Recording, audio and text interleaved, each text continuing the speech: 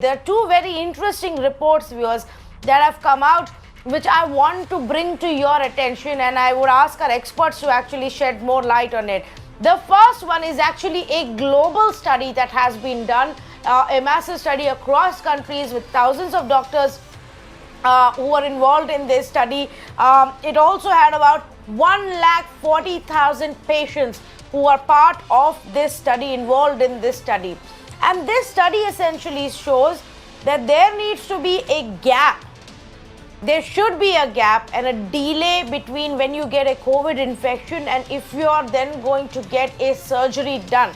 So the surgery after COVID infection study that's come out right now seems to suggest you should delay your surgery for at least 7 weeks if you've tested for COVID coronavirus.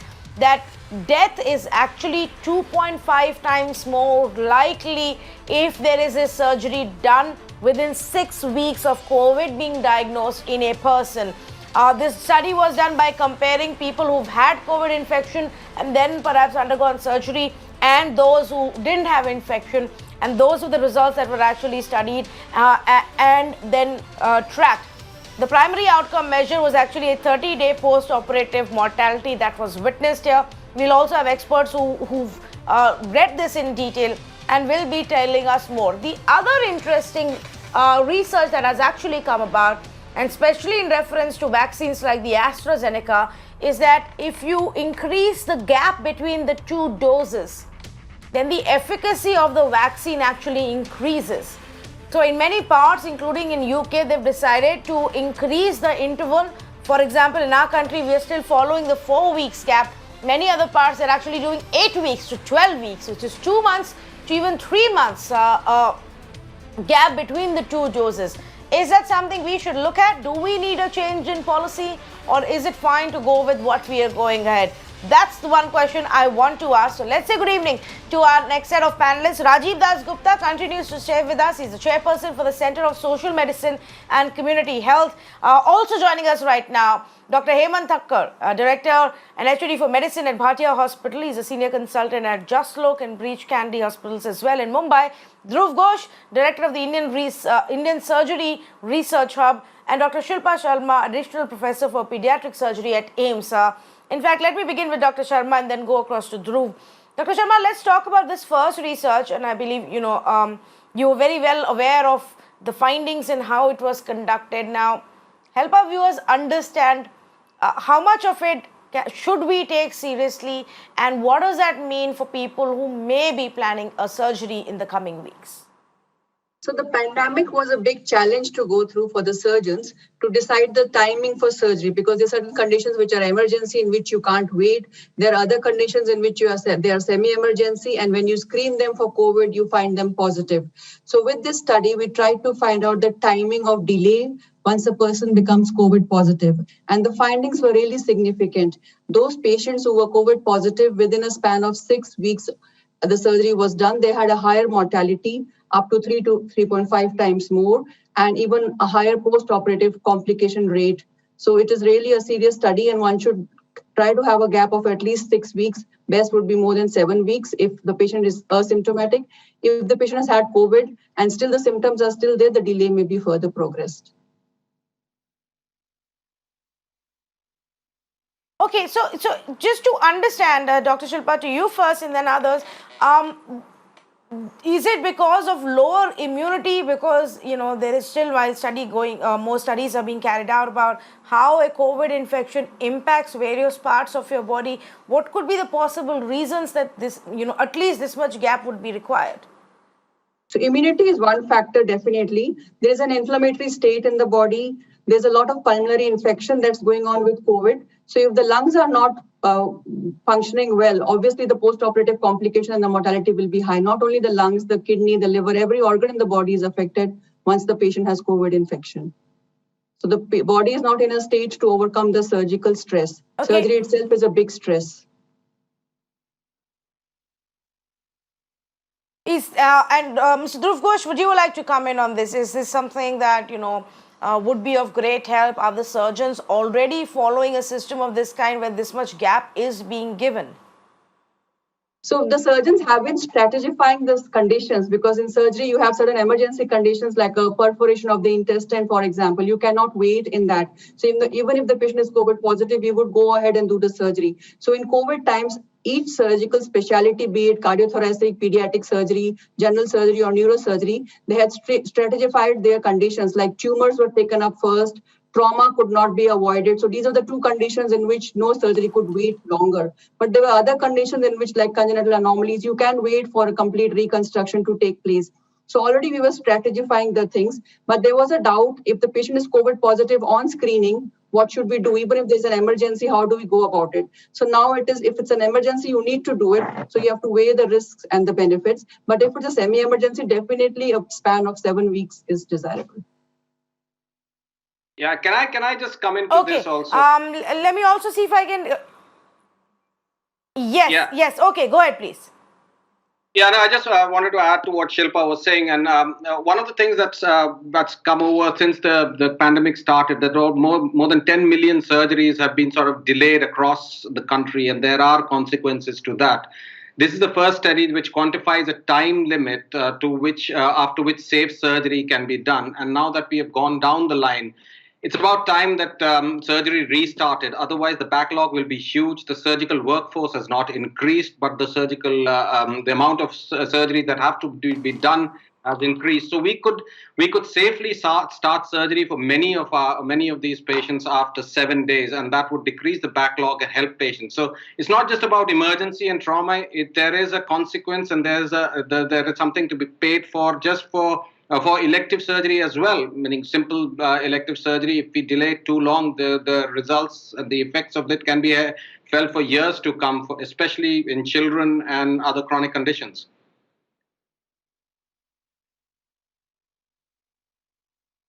No, so what I'm also trying to understand, and I'm sure a lot of our viewers want to know, is that what kind of surgeries would you need to particularly keep a longer gap, if at all, especially those who've already had the infection and may have a procedure lined up. So will you be able to give certain examples of that as well, Dhruv Ghosh?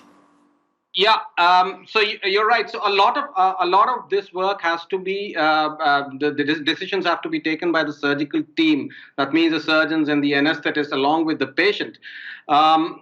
Emergency surgeries with well advanced tumors, if needed, cannot be delayed and could not be possibly delayed for more than 7 days, and would have to be done earlier. Trauma, like Shilpa said, or other immediate life-threatening emergencies might have to be done earlier.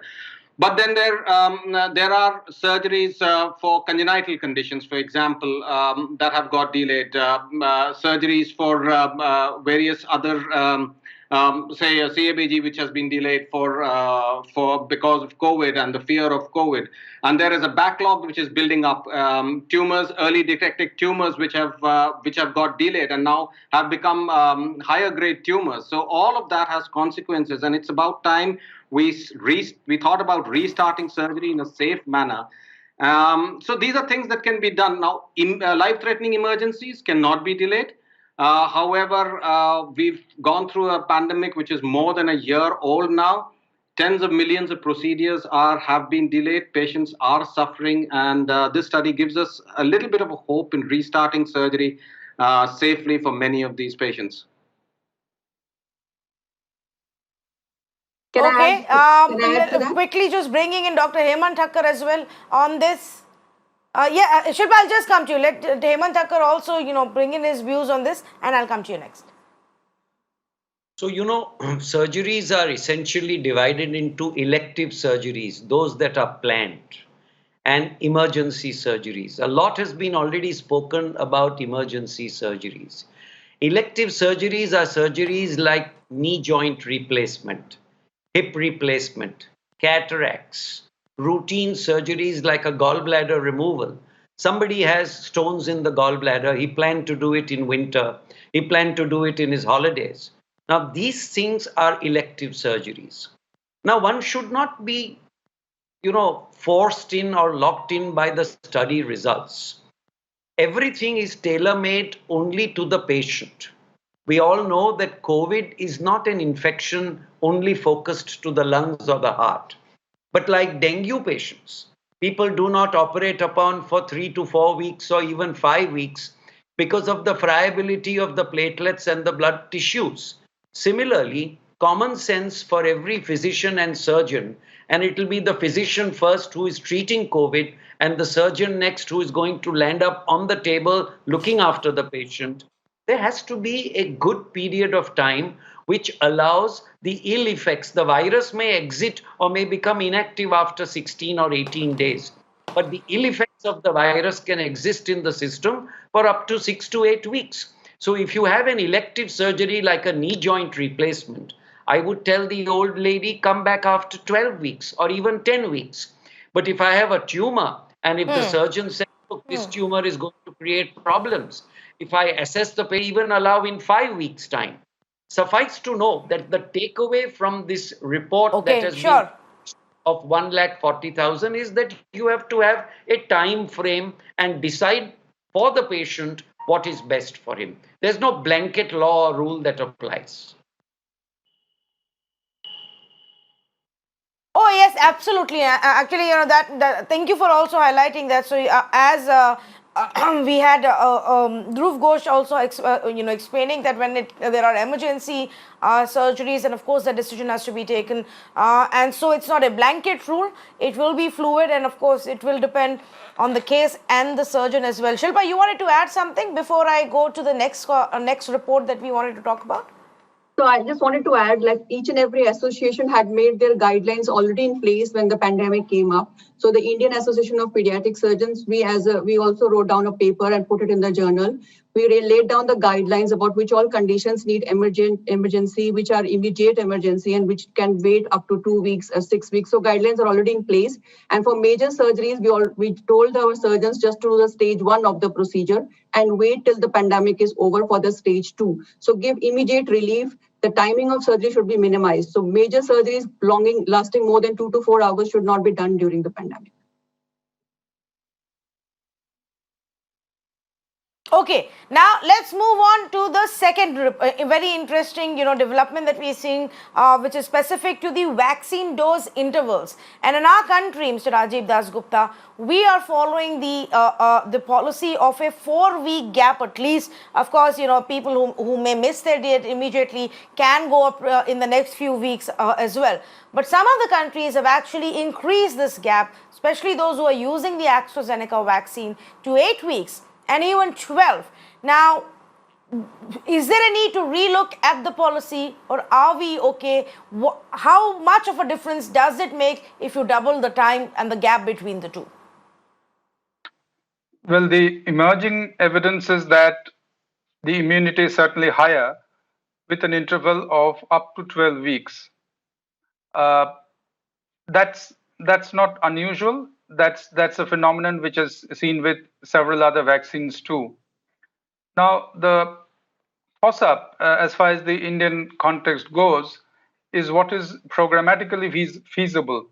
As far as an individual decision is concerned, and an individual in a certain country may have that leeway of going back to his physician after, let's say, 8 to 12 weeks. The challenge in our context is that it is completely programmatically provided. Each beneficiary or recipient today is mapped on the system, which has its advantages, of course, and therefore what we don't see on the foreground, what's there in the background, is really the vaccine logistics, which is an extremely complex process. And this is across what we began with 3,000 plus sites, and now it's going up every day. It may go up more as the vaccination program expands. So the vaccine logistics is actually going to become a very, very important determinant of what we decide on this matter. This is a matter for the national expert group to consider. However, there are two conflicting views, if I may. There are one group of experts who argue that yes, while the immune response may certainly be more with a relatively prolonged interval, it also exposes you for a relatively longer period of time between the first and the second dose. And that may become crucial in states which are experiencing surges at present, say, for example, Maharashtra, Punjab, and to a certain extent, the National Capital Region.